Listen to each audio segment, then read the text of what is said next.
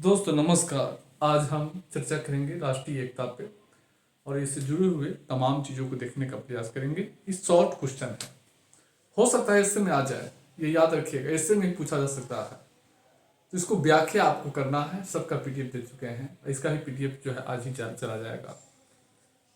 दोस्तों अगर सत्य में फाइनल करना है तो 83 73 98 40 95 में संपर्क करके आप एटम बम बैच ज्वाइन कर सकते हैं। इसका चार्ज 4000 है, फाइनल होगा, रट जाइए, रिजल्ट हो जाएगा।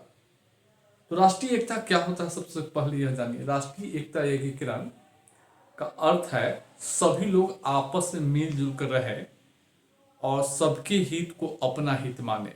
यानी राष्ट्रीय एकता, एकता का अर्थ ही, राष्ट्रीय एकता या एकीकरण का अर्थ ही है कि सभी लोग, देश के सभी लोग आपस में मिलजुल कर रहे और सबका हित को अपना हित माने, एक दूसरे के हित को अपना हित माने, यानी सब लोग आपस में मिलजुल कर रहे, वही राष्ट्रीय एकता होता है। सब लोग आपस में एकजुट होकर रहे, समझ रहे हैं, और सबके हित को अपना हित माने, राष्ट्रीय एकता इसे ही कहते हैं। बहुत संक्षिप्त बताएं। अब भारतीय संविधान में राष्ट्रीय एकता के लिए क्या क्या प्रयास किया गया है। तो भारत में राष्ट्रीय एकता के कई प्रयास किए गए हैं, हम सारा प्रयास देखेंगे। लोग सोच ही नहीं पाता है कि इसका भी उद्देश्य यही राष्ट्रीय एकता ही है। जैसे कि प्रयास में देखेंगे तो भारत में राष्ट्रीय एकता के लिए कई प्रयास किए गए हैं। स्वतंत्र संविधान निर्माता, चूंकि जिस समय संविधान जो है बन रहा था, उस समय भारत में विघटनकारी तत्व जो है काफी प्रबल था।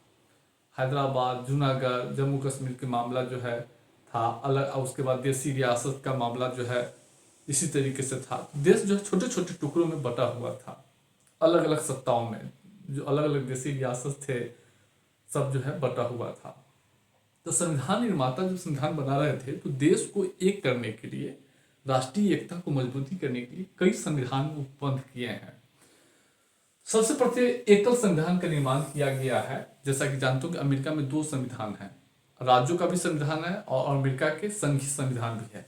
लेकिन भारत में राष्ट्रीय एकता को मजबूत करने, राष्ट्रीय एकता के लिए राज्यों को संविधान बनाने का और राज्यों का अलग संविधान नहीं दिया गया है, एक ही संविधान है।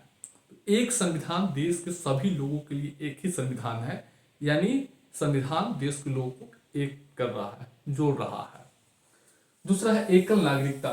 भारत, यहाँ किसी राज्यों को नागरिकता नहीं दी गई। अमेरिका में राज्यों की नागरिकता है, बहुत सारे देशों में 2 ही नागरिकता है, लेकिन भारत में एकल नागरिकता है, यानी आपको भारत की नागरिकता है। कोई भी भारत, केरल में भी रहने वाले लोग यही बोलेंगे कि भारत की नागरिकता है, और बिहार में रहने वाले लोग यही बोलेंगे कि भारत की नागरिकता है।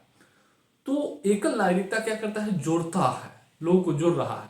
हम भी उसी देश में, आप भी इसी देश में, तो लोग आपस में जोड़ रहा है ना। अमेरिका में जाइएगा, कोई भारतीय मिल जाएगा तो आपको बड़ा खुशी महसूस होगा कि अरे हम भी वहीं से, ये भी यही से, दोनों में एक कर रहा है। संघीय न्यायालय, पूरे देश में जो है, पूरे देश के लोग के लिए एक ही संघीय न्यायालय है, सुप्रीम कोर्ट। सुप्रीम कोर्ट के माध्यम से राष्ट्रीय एकता की स्थापना की गई है, एकल संघीय न्यायालय की स्थापना के द्वारा। पूरे देश, केरल के लोगों के लिए वही सुप्रीम कोर्ट है, बिहार के या मिजोरम के लोगों के लिए वही सुप्रीम कोर्ट है। उसके बाद जो है एक राष्ट्रपति। देखिए राष्ट्रपति जो है पूरे देश में जो है, पूरे देश के लोगों के लिए एक ही राष्ट्रपति है। राष्ट्रपति जो है राष्ट्रीय एकता जो है, राष्ट्रपति के माध्यम से राष्ट्रीय एकता को जो है बनाए रखने का प्रयास किया गया है। राष्ट्रीय एकता का प्रतीक ही है एक प्रधानमंत्री, देश में एक प्रधानमंत्री है, ये भी राष्ट्रीय एकता का प्रतीक है, राष्ट्रीय एकता के लिए है। पूरे देश में एक मुद्रा की स्थापना की गई है, पूरे देश में वही रुपया चलता है जो केरल में चलता है। भारत के किसी भाग में देखेंगे तो वही मुद्रा है। तो इसके माध्यम से राष्ट्रीय एकता का प्रयास किया गया है। उसके बाद संसद के जो सदस्य होता है, संसद पूरे देश के लोग के लिए एक ही संसद है, इसके माध्यम से राष्ट्रीय एकता की स्थापना की गई है। और संसद के सदस्य देश के विभिन्न क्षेत्रों से चुनकर आते हैं, और संसद जो है अपने सदस्यों के माध्यम से पूरे देश को जो है एकजुट कर रहा है, अपने कानून के माध्यम से, क्योंकि संसदीय कानून पूरे देश पर लागू होता है, पूरे देश के लिए होती है। संसदीय नीति पूरे देश के लिए होता है। राज्यों की जो नीति होती है, कानून होता है, वो राज्य भर के लिए होता है, लेकिन संसद के कानून जो है पूरे देश के लिए होता है, संघीय कानून। उसके बाद राष्ट्रीय झंडा, राष्ट्रीय पशु, राष्ट्रगान, ये सब जो है राष्ट्रीय एकता की स्थापना के लिए किया गया है। अखिल भारतीय सेवा, all India service, Akhil Bharatiya सेवा जो देखते होंगे, IAS, IPS, IFS, इसकी नियुक्ति कहीं भी देश में की जा सकती है। इसके माध्यम से राष्ट्रीय एकता का प्रयास किया गया है। मुख्यमंत्रियों का सम्मेलन, राज्यपालों का सम्मेलन, इसके माध्यम से राष्ट्रीय एकता का प्रयास किया गया है। राज्यपाल का पद, विभिन्न राज्यों के राज्यपाल जो है क्या करता है, राष्ट्रपति की नियुक्ति जो है राष्ट्रपति द्वारा की जाती है। राज्यपाल की नियुक्ति राष्ट्रपति, इसके माध्यम से राष्ट्रीय एकता को बढ़ावा दिया जा रहा है। संघीय कानून पता ही है, संघीय सरकार की स्थापना, केंद्र सरकार, पूरे देश के लोग एक ही केंद्र सरकार है, तो राष्ट्रीय एकता के प्रयास किए गए हैं। और जैसा कि जानते होंगे, सरदार वल्लभ भाई पटेल जो है 562 देशी रियासतों को संघ में विलय करके राष्ट्रीय एकता को मजबूत किया था। तो ये जो है राष्ट्रीय एकता के लिए जो प्रयास है, बस इस पॉइंट को आपको ध्यान में रखना है। लोग ध्यान ही नहीं, लोगों को पता चल पाता है कि ये भी कोई उपाय है। IC में क्वेश्चन पूछ देता है तो लोग मुंह बांध देते हैं। तो मेरा मानना है कि हर वह छोटी चीज आपको जानकारी दे, ताकि एक लगे कि हाँ जिस सही से जुड़े थे तो मेरा नॉलेज का स्तर काफी बढ़ा है, समझ विकसित हुआ है। और राष्ट्रीय एकता के सामने में क्या चुनौती है, तो सबसे पहले जाति की राजनीति। देखिए, जाति की राजनीति के कारण क्या होता है कि समाज में विभाजन पैदा होता है।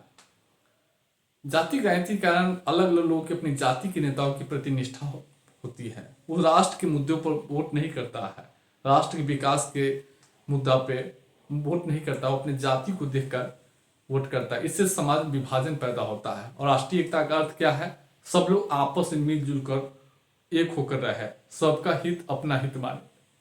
लेकिन यहाँ जातिवाद की राजनीति का कारण क्या होता है कि अपने जाति के हित को मानता है, ये राष्ट्रीय एकता कमजोर होता है। भाषावाद, भारत में भाषा, हर आदमी अपने भाषा को ऊंचा स्थान देना चाहता है। इससे समाज में अलग अलग भाषा भाषी लोगों के बीच जो है, अलग अलग भाषा बोलने वाले लोगों के बीच एक दरार पैदा होता है। लेकिन राष्ट्रीय एकता कहता है कि सब लोग एकजुट होकर रहे, सबका हित को अपना हित माने, तो इससे दरार पैदा होता है। आतंकवाद के कारण जो है राष्ट्रीय एकता को चुनौती पैदा होती है। उसके बाद क्षेत्रवाद के कारण क्या होता है, क्षेत्रवाद में सब लोग जो है अपने अपने क्षेत्र को ऊंचा दिखाने का प्रयास करता है, अपने अपने क्षेत्र के प्रति निष्ठा रखता है। देश के प्रति जो है किसी की निष्ठा नहीं रहती है, अपने क्षेत्र के प्रति, अपने क्षेत्र के विकास के लिए। तो इससे जो है लोगों के बीच जो है, अलग अलग क्षेत्र के लोगों के बीच एक दरार पैदा होता है। सांप्रदायिकता के कारण विभिन्न धर्मों के बीच के लोगों के बीच जो है एक धार्मिक विभाजन जो है, सामुदायिक विभाजन पैदा होता है। इससे जो है राष्ट्रीय एकता कमजोर होती है। भ्रष्टाचार के कारण भी राष्ट्रीय एकता, भ्रष्टाचार के कारण लोग राष्ट्र के विकास को जो है ध्यान में नहीं रखते हैं, अपना विकास को ध्यान में रखते हैं भ्रष्टाचार के कारण। और बहुत अजीब स्थिति है कि समाज में भ्रष्ट तरीके से अर्जित संपत्ति अगर कोई बना लिया है तो लोग उसका बहुत सम्मान करता है, बहुत आगे पीछे करता है। तो भ्रष्टाचार का मेन कारण तो समाज है। भ्रष्ट तरीके से अर्जित की गई संपत्ति, जो संपत्ति अर्जित किया है, अगर उसको अगर आप सम्मान नहीं करेंगे, उसको महत्व नहीं देंगे, तो फिर उसका मनोबल डाउन होता है। यहाँ तो भ्रष्ट तरीके से संपत्ति अर्जित करता है, धनी बनता है, गाड़ी घोड़ा मकान बिल्डिंग खरीदता है, लोग आगे पीछे उसको करने लगते हैं। तो ये बढ़ावा तो समाज देता है भ्रष्टाचार को। समाज जब तक सही नहीं होगा तब तक भ्रष्टाचार को। और भारत में सारी समस्या को जड़ सोसाइटी है, सारी समस्याओं का जड़ सोसाइटी है, सारा समस्या सोसाइटी की का उपज है। और दूसरा, लोगों में एक बेहतर समझदारी की कमी, बेहतर शिक्षा की कमी है। भारत की जो शिक्षा है वो मूल्यों का विकास नहीं करता है, जिससे भारत की सभी समस्या है।